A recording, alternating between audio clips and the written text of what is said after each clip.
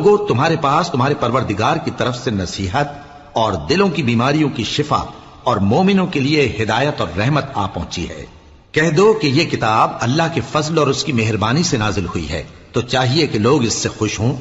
یہ اس سے کہیں بہتر ہے جو وہ جمع کرتے ہیں۔ کہو کہ بھلا دیکھو تو اللہ نے تمہارے لیے جو رزق نازل فرمایا تو تم نے اس میں سے بعض کو حرام ٹھہرایا اور بعض کو حلال۔ ان سے پوچھو کیا اللہ نے تمہیں اس کا حکم دیا ہے یا تم اللہ پر جھوٹ باندھتے ہو؟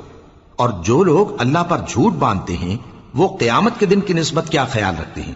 بے شک اللہ لوگوں پر مہربان ہے، لیکن اکثر لوگ شکر نہیں کرتے۔ اور تم جس حال میں ہوتے ہو یا قرآن میں سے کچھ پڑھتے ہو یا تم لوگ کوئی اور کام کرتے ہو، جب اس میں مصروف ہوتے ہو تو ہم تمہارے پاس ہوتے ہیں، اور تمہارے پروردگار سے کوئی ذرہ بھر بھی چیز پوشیدہ نہیں رہتی، نہ زمین میں اور نہ آسمان میں،